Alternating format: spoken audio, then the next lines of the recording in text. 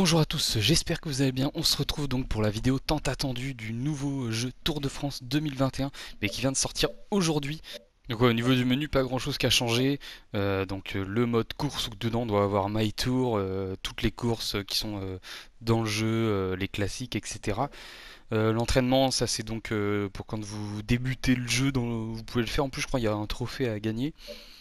L'éditeur qui a un petit peu changé maintenant, on a le droit à 3 bases de données qu'on peut personnaliser. Donc ça c'est assez intéressant. On peut voir pareil les maillots, les équipes, les maillots nationaux et championnat d'Europe et championnat du monde. Mon maillot de championnat du monde malheureusement est toujours aussi moche.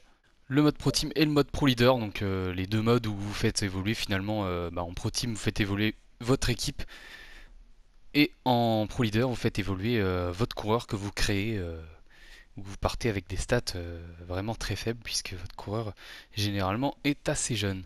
Alors le mode course, donc comme l'année dernière j'ai l'impression ouais, c'est exactement pareil, My Tour, on voit les classiques en bas, Innsbruck, Londres, Imola et le Tour de Lombardie cette année qui apparaît. Le Tour de Lombardie franchement ça fait plaisir parce que quand même le parcours est vraiment très intéressant. Il nous manque donc plus qu'une seule classique, c'est celle de Milan-San Remo.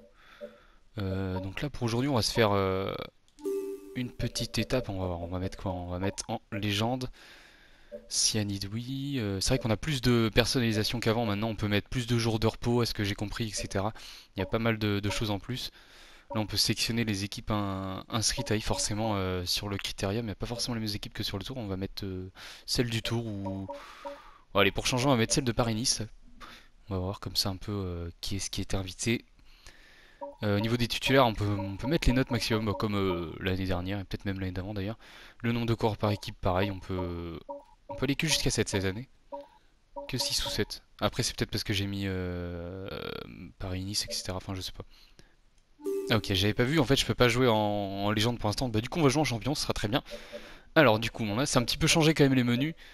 Ouais, c'est assez intéressant. Alors, comment est-ce qu'on trie? Voilà, c'est comme ça. On va se faire une belle étape de montagne. Je pense que c'est toujours intéressant la montagne. On kiffe tous ça en général. Allez, j'ai choisi du coup l'étape entre Pau et Luzardiden. Donc, je pense que le col au milieu hors catégorie, ça doit être le Tourmalet, je pense, puisque on est dans cette région-là. Qu'est-ce qu'on peut faire de plus? On va rester comme ça. Suivant, voilà, c'est ça. Et donc après, on peut voir du coup les équipes qui sont sélectionnées. Et du coup, je peux retirer l'équipe et rajouter à ma convenance. Mais il n'y a pas tant que ça d'équipes du coup à rajouter là pour le coup. Il manque juste Delco et les légendes. Mais bon, on va rester comme ça du coup. Allez, maintenant c'est le choix de l'équipe. On va quand même prendre une équipe où il y a un bon grimpeur quand même, ça pourrait être intéressant. Est-ce qu'on se la ferait pas avec Godu? Je vous ferai peut-être une vidéo à la suite de celle-ci pour vous montrer les stats, mais j'ai cru entendre parler qu'il y aurait une mise à jour des stats prochainement. Donc peut-être attendre la mise à jour. En tout cas, ils ont mis 78 à Godu, ça me paraît un peu léger. Je pense qu'ils auraient pu viser quand même le 79. Après, voilà, après la récupération, il a que B, mais c'est vrai qu'on l'a pas encore vu jouer le général sur un grand tour, donc forcément c'est un peu compliqué. Pinot, par contre, ils l'ont toujours laissé très bien noté. Ah là, on a un petit changement quand même au niveau des sélections des coureurs là. En début d'étape, c'est vrai qu'on voit bien la tête des coureurs là, c'est assez intéressant. Moi, ça a vraiment un intérêt de mettre les têtes des coureurs pour le coup, enfin quand ils les ont. Du coup, nous on va partir avec Godu comme prévu. Il est en bonne forme. Et Pinot, vraiment, est en excellente forme. Mais Pinot, du coup, on va l'utiliser en tant que coéquipier.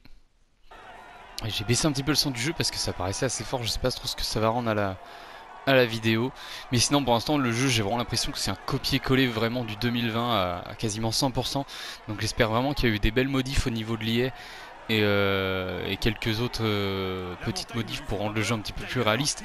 Parce que sinon, là, au niveau du jeu, vous voyez, tout est quasiment pareil, hein.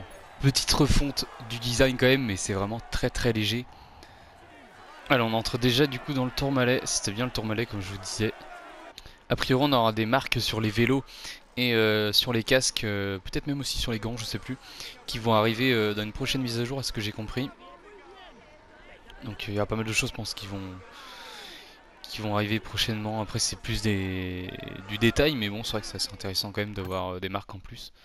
Bon, honnêtement, à ce que je vois, le jeu, c'est comme je vous disais, je pense que c'est vraiment un copier-coller.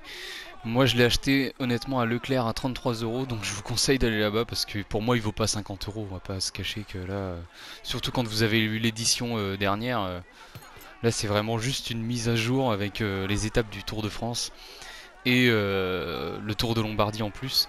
Mais sinon, c'est vrai qu'il y a quand même pas grand-chose à voir, malheureusement. Je suis un peu déçu quand même, j'avoue. Après, dans tous les cas, c'était prévu que je l'achète parce que bon, voilà quoi, c'est quand même le jeu auquel je joue peut-être le plus.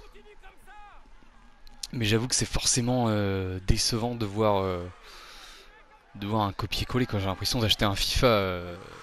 Ah, j'ai vu une petite fonctionnalité qui ne devait pas y avoir avant. Vous voyez, quand je veux donner un ravitaillement, il y a soit le gel, je donne au, bah, je donne le gel que je veux au coureur, ou soit je peux le mettre en automatique. Donc ça, à la limite, c'est une petite évolution qui est quand même assez intéressante. Allez, ça y est, on vient de passer au sommet du Tourmalet. Vous voyez, par contre, quand on simule, il y a toujours les gros lags là, vraiment les gros bugs. On va essayer de faire un petit peu la descente, voir si la maniabilité est toujours à peu près pareille ou s'il y a eu des petites modifs. Après, je pense là où ça sera vraiment intéressant pour voir pour Liège, c'est de faire vraiment un tour complet.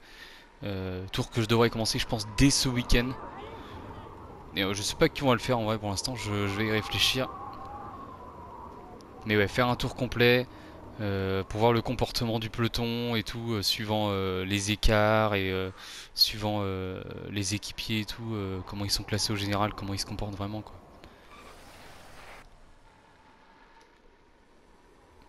Bon, en tout cas, sinon au niveau de la descente, j'ai l'impression que c'est toujours pareil. Donc on va se retrouver dans la dernière ascension. Allez, ça y est, on entre dans l'Uzardiden. Quand même presque 14 km à 7,4% de moyenne. Donc c'est un col pas forcément très linéaire, hein. Il y a pas mal de changements de rythme dans cette montée. Donc une montée quand même vraiment pour les purs grimpeurs. Forcément ça avantage un Godu. Mais malheureusement Godu a pas des stats de ouf comme je vous disais. Donc enfin disons que par rapport au meilleur du peloton c'est un peu juste.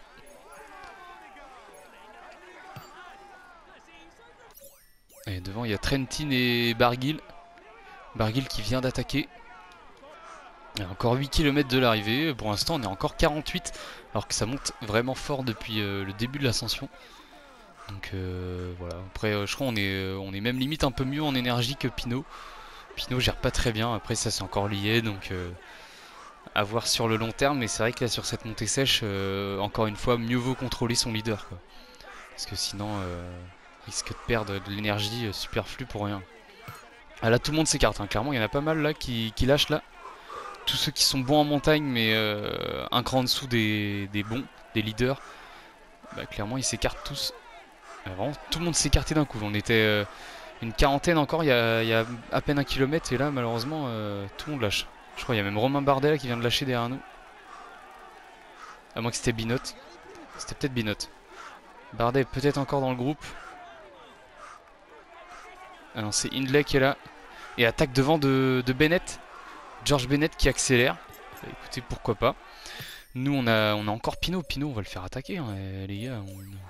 On n'est pas là pour regarder les autres attaquer, hein, c'est clair. Allez, Pinot, il attaque et forcément, il est suivi. Hein. Pinot, il fait partie des favoris encore dans le jeu. Et De la Cruz, il est pas mal aussi. Hein. Intéressant, De la Cruz qui s'accroche bien. Allez, nous, on va essayer de suivre aussi Pinot. Allez, Pinot, s'il peut mettre un gros relais là. Histoire de mettre tout le monde dans le rouge, apparemment Barguil il est un peu cuit. Et Roglic aussi. Roglic qui suit pas du tout là. Le mettre à 100.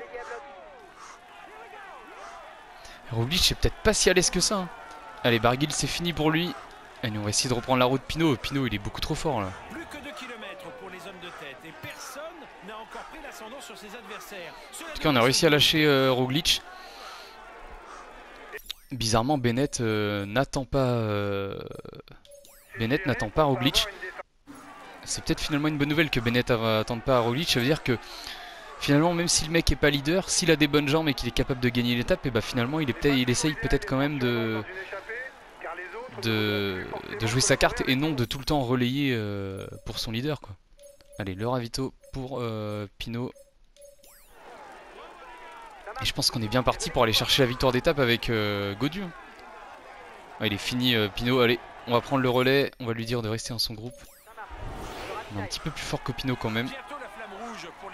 J'espère qu'on va réussir à gagner quand même. Parce qu'il y a toujours Bennett dans le groupe. Ah, Bennett qui lâche. On va faire un doublé. Le doublé pour la FDJ. Ah, c'est bien parti. Ouais, c'est bien parti pour le doublé. Oula, j'allais être en défaillance, j'avais pas trop regardé. Il nous reste 500 mètres. 500 mètres de l'arrivée.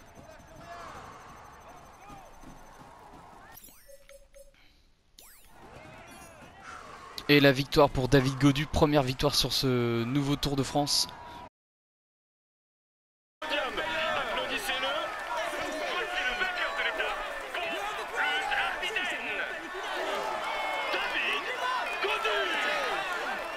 Voilà, je vous ai laissé le podium pour vous montrer quand même qu'il y a eu des petites modifs du coup. Bon, après pas grand chose, mais bon, c'est toujours ça de prix. Du coup, la super victoire de Gaudu devant Thibaut Pinot, George Bennett et Hindley. Hindley qui a quand même été assez costaud. Latour qui finit quand même 7ème, putain, étonnant. Mais il est costaud quand même. Après, pour le coup, je pensais que tout le monde était en bonne forme, mais finalement, Roglic était complètement en méforme, donc normal qu'il ait perdu du temps. Et Pogacar, il était peut-être pas dans la start list là. Ouais, je pense que Pogacar était pas là, d'où la belle 12ème place quand même de la Cruz. Donc voilà, comme vous avez pu le voir, pas énormément de nouveautés sur ce jeu Tour de France. Enfin, plus du détail que vraiment de gros projets qui ont été menés a priori cette année. Donc voilà, si vous aimez le cyclisme, bah, évidemment, prenez-le quand même, mais essayez de le trouver à pas trop cher, comme je vous dis là. Pour les premiers jours, à Leclerc, il est à peine 35 euros, je crois que je l'ai payé 33 euros. Donc voilà. En tout cas, merci à tous d'avoir regardé cette vidéo. Vous aurez forcément du contenu sur ma chaîne très prochainement sur ce nouveau jeu. Allez, ciao!